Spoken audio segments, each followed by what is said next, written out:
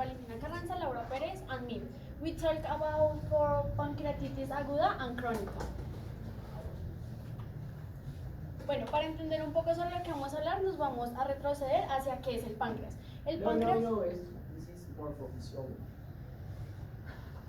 And they remember very good, very good, more for physiology.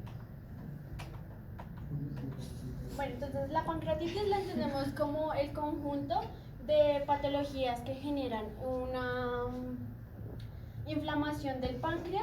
Esta puede depender de qué tan grave es, si es aguda, crónica y dependiendo de esto también se define el tiempo que dura la patología.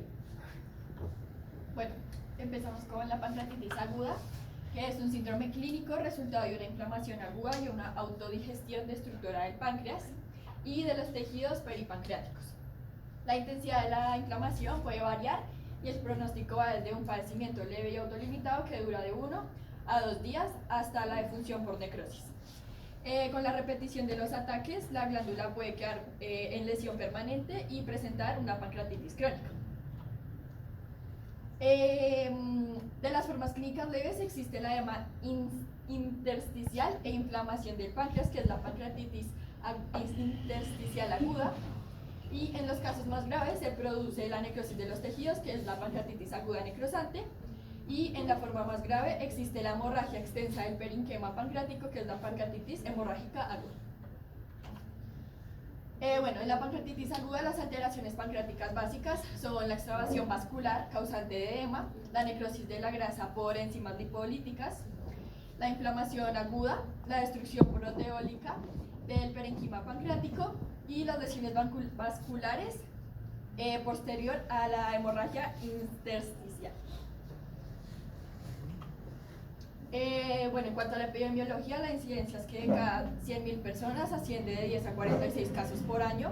Es 3 veces más frecuente en personas de raza negra y en cuanto al sexo es más frecuente en hombres por el tema del alcohol y en mujeres cuando está relacionada con patologías de la vía biliar. La mortalidad en la pancreatitis aguda es leve y es aproximadamente el 80% de los casos, pese a que al otro 20% ya es como que requiere de una complicación. Entonces, para que se muera la persona por la pancreatitis aguda, suele ser en casos muy limitados. Bueno, en la etiología encontramos distintos grupos de causas. Los dividimos en mecánicas, en las cuales encontramos la litiasis biliar, el divertículo periampular, la estenosis ampular o duodenal y la obstrucción duodenal. En las tóxicas encontramos el alcohol y los organofosforados, que son como compuestos que son tóxicos. Encontramos congénicas, que encontramos el páncreas divisum y el gen de tripsinógeno catiónico.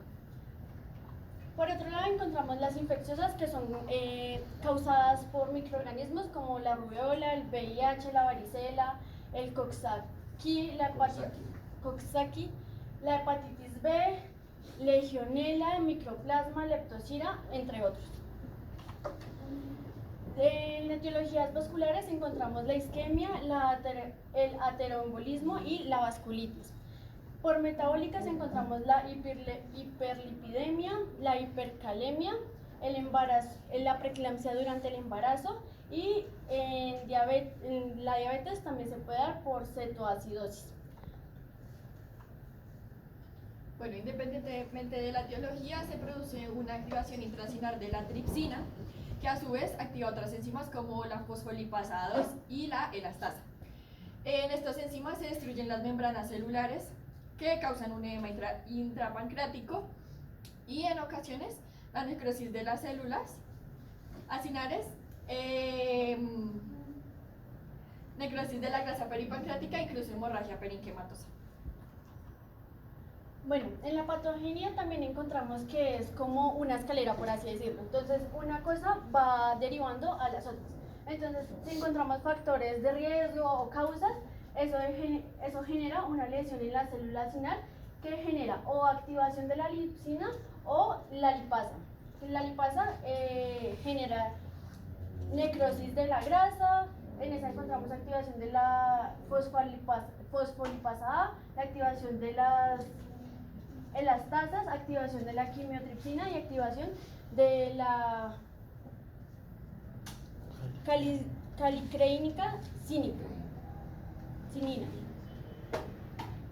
Bueno, también en la patogenia encontramos la obstrucción del conducto pancreático y las lesiones de las células acinares, que en las células acinares encontramos que es por fármacos, por virus, por traumatismo o por isquemia. Y la obstrucción de los conductos pancreáticos pues se genera cuando hay afectación de la ampolla hepatopancreática. Bueno, ya estos son como la patogenia llevada hacia los factores que son congénitos, que es el gen de tripsinógeno catiónico, que se origina la desexpresión de la tripsina en los locus esencial para su propia inactivación, y el gen inhibidor de la serinocreasa, lo que origina una proteína defectuosa que ya no es capaz de inhibir la actividad de la tripsina. En la fisiopatología, en situaciones patológicas, se produce una activación temprana inadecuada de los diferentes simógenos segregados por la glándula a través de diferentes mecanismos que actúan simultáneamente. La activación de la barrera de protección celular favorece la introducción en el interior de la célula del líquido duodenal, refluido que determina que la enterocinasa contenida actúe en el nivel intraglandular. Todo eso contribuye a que la activación intraglandular de las enzimas y la autodigestión celular. Como consecuencia se produce la necrosis por coagulación con amplias zonas hemorrágicas, lo que se traduce como aspecto microscópico y macroscópico de la pancreatitis aguda.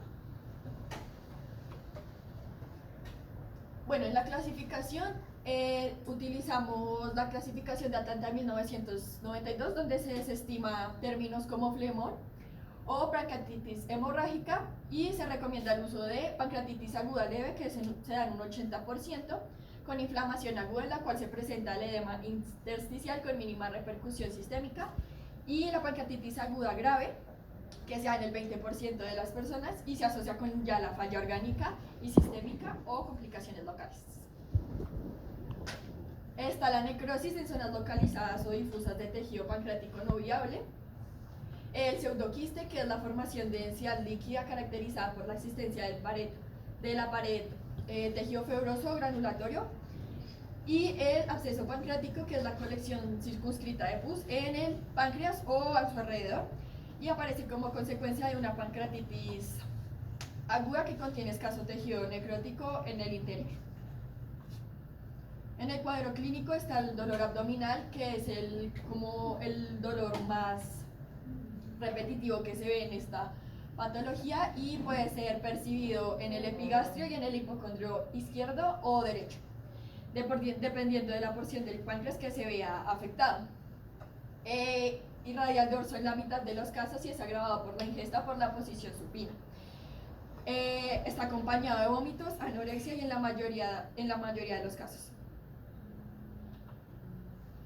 Está la resistencia muscular, la distensión epigástrica, que es el signo de Godier, los ruidos hidroaéreos, así como la fiebre, la taquicardia, y puede haber disnea en el 10% de las pacientes, causado por la irradiación y el diafragma.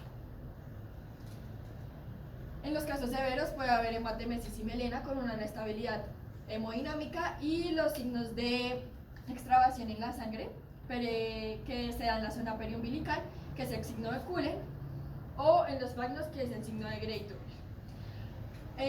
Otro signo de gravedad es la rinopatía de Temer-Kushner, que esta se da, es la causa de una lesión isquémica de la retina por activación del complemento. Esto quiere decir que conduce a una ceguera transitoria o permanente de la persona, y estos casos, lo que es el signo de Cullen y el signo de Gray y el Temer-Kushner, ya son como casos muy específicos de la pancreatitis y se dan el 1% de las personas.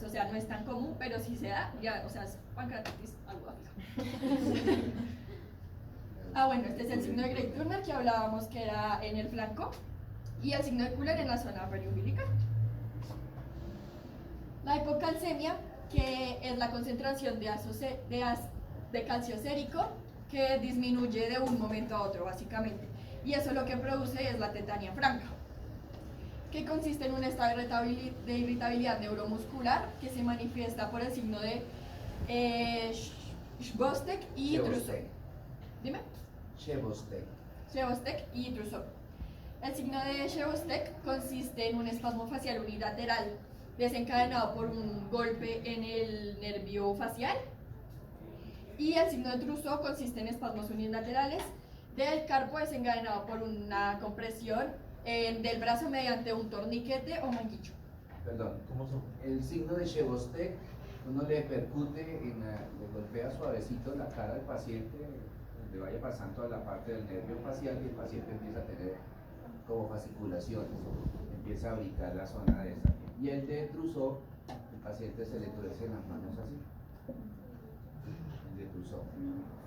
La hipocalcemia tiene lugar entre el tercer y décimo día de la enfermedad. Y este es el cuadro clínico como de la mayor sensibilidad que dan los síntomas, los signos y los antecedentes. Como podemos ver, el dolor abdominal es de la más frecuente, como se los nombraba, la anorexia, la náuseas y los vómitos, y ya vienen los ruidos hidroaéreos, la fiebre y bueno, la resistencia muscular, lo que ya nombramos como los síntomas. Bueno, en el diagnóstico el cirujano puede incluir distintos tipos de estudios, pero los principales es el estudio de la amilasa y la lipasa sérica, cuya elevación a 2 veces el rango normal tiene sensibilidad y especificidad del 95%. En la amilasa, cuya elevación de 3 o 4 veces al límite superior normal, su sensibilidad se encuentra en el 86% promedio. Otro estudio que también se usa es la proteína C creativa, que es un reactante de fase aguda producida por el hígado en respuesta a la inflamación. Otros estudios que se le realiza al paciente es el hemograma, el hepatograma, el calcio colesterol y los triglicéridos. También se le revisa la glucosa en sangre. El hemograma los leucocitos pueden sugerir tanto inflamación como infección. En el hepatograma, los valores aumentados de TGO, TGP y bilirrubina. En el calcio, colesterol y triglicéridos, valores patogénicos pueden determinar la etiología o complicaciones de esta patología, y la glucosa para buscar disfunción pancreática endocrina. Bueno, en la imagenología podemos obtener un diagnóstico con una radiografía de tórax. Esta puede mostrar una elevación del hemidiafragma, una atelectasia basal, un derrame pleural, infiltrados pulmonares y cuadros de síndrome de respiración aguda. También una radiografía simple de abdomen. Podemos observar las asas distendidas, pues esto ya es como una indicación de que es pancreatitis aguda. Y podemos observar borramiento del músculo psoas, que es el músculo pues más interno, y calcificaciones pancreáticas. También en una ecografía podemos pues observar el crecimiento del páncreas, que aquí se ve, y se puede observar la litiasis biliar, que es la causa más importante de la pancreatitis aguda. También podemos observar un TAP abdominal, que si los hallazgos clínicos o las pruebas de sangre salen pues inconclusos, se puede realizar con los criterios de Baltasar. Estos consisten en que hay un cuadro. Los cuadros están clasificados por grados y los hallazgos, y estos dan unos puntos. Entonces el grado A es un páncreas normal, de tamaño normal. El grado B es el aumento de tamaño focal y difuso del páncreas, que pues esto ya es un punto 1. El grado C es inflamación de inflamación pancreática con anomalías peripancreáticas intrínsecas. Este nos da 2 puntos. El grado D es colección única de líquido intra o extrapancreático, que estos son 3 puntos. Y el grado E son 2 o más colecciones de líquido o gas en el páncreas. Esto se mide el porcentaje de necrosis y la puntuación para pues obtener un diagnóstico. Aquí pues obtenemos como los páncreas y los grados. el grado 1, el grado 2, el grado 3, el grado 4. El tratamiento de manejo inicial es pues dieta cero, es reposición de líquidos con fluidoterapia, pues analgésicos y antiamédicos como pues y endronaje nasogástrico. Tratamiento para pancreatitis aguda grave, esto se trata pues en hospitalización, la realimentación en el quinto y séptimo día con una sonda nasoyecunal, estabilidad hemodinámica, contacto deconstante a partir del segundo día de evolución, analgesia, antibióticos profilácticos en pacientes con necrosis pancreática o pancreática demostrada, no más de 14 días. Las complicaciones pues, locales son colecciones líquidas, necrosis pancreática infectada, esta es presencia de gérmenes y de material de necrosis pancreática, absceso pancreático y pseudoquiste pancreático. Sistémicas son insuficiencia respiratoria, insuficiencia renal, shock, sepsis, coagulación intravascular diseminada, alteraciones metabólicas como hipocalcemia y hiperglucemia. La pancreatitis crónica es un proceso inflamatorio crónico del páncreas que conduce a lesiones fibróticas permanentes y la pérdida progresiva del parenquimia, exocrino y endocrino. Esta aparece tras brotes repetitivos de apendicitis aguda. Pancreatitis. ¿De apendicitis? De pancreatitis aguda. Las causas, pues las causas menos comunes son por medicamentos que ocasionan tensión en el páncreas, triglicéridos elevados, enfermedades autoinmunes y afecciones génicas o hereditarias. En la etiología encontramos que frecuentemente se da por alcoholismo crónico o por tabaquismo en exceso. Y en menos habituales encontramos las hereditarias, las tropicales, las obstructivas, las autoinmunitarias y el hipertiroidismo. Un 25% son idiopáticas. En esto encontramos una clasificación que es la clasificación de Tigar. Ahí está, pues, hacia abajo. Y la T es por tóxico metabólica, que tiene un alcohol del 80%. El idiopático es el inicio temprano, inicio tardío o tropical. La genética es la autosómica dominante recesiva fibrosis quística. La autoinmune, que es la aislada o asociada a otras enfermedades autoinmunes. La recurrente y la obstructiva. La clínica, pues la de comienzo es variable. Se da en los hombres en un 80%, por alcohol en un 85% y pues es idiopática en un 10 o un 20%. El cuadro pues es dolor abdominal crónico, pérdida de peso, esteatorrea, que esta pues conduce a la pérdida de lipasa. La esteatorrea es como el popó con grasa y como pálido. Pérdida de la producción y la pérdida de la producción de insulina. El diagnóstico se basa pues en la presencia de la sintomatología compatible y pues las alteraciones morfológicas del páncreas. Los exámenes que pues se pueden hacer son una ecoendoscopia y una colangiopancreatografía. Un CP. Un TC o una resonancia magnética. Esto pues se pueden evidenciar atrofia y calcificaciones pancreáticas como la dilatación del Wilson. En los estudios por imagen, el objetivo es buscar como anomalías. Las buscamos en el parenquima, que sea agrandamiento focal o difuso, atrofia, densidad, heterogénea, glándula lobulada, bordes irregulares o pseudoquistes. En el ductal buscamos Wilson, estenosis, dilatación, irregularidades o cálculos, y en los ductos secundarios la dilatación o las irregularidades.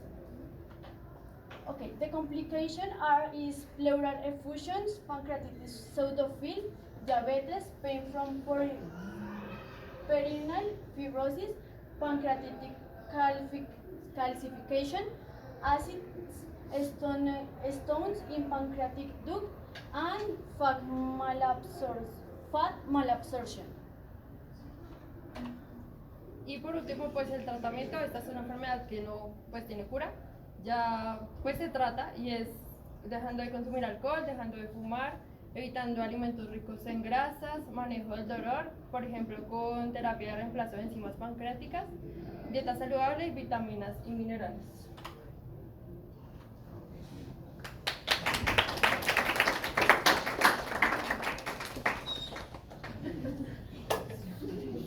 Niñas, ¿cuánto se califica?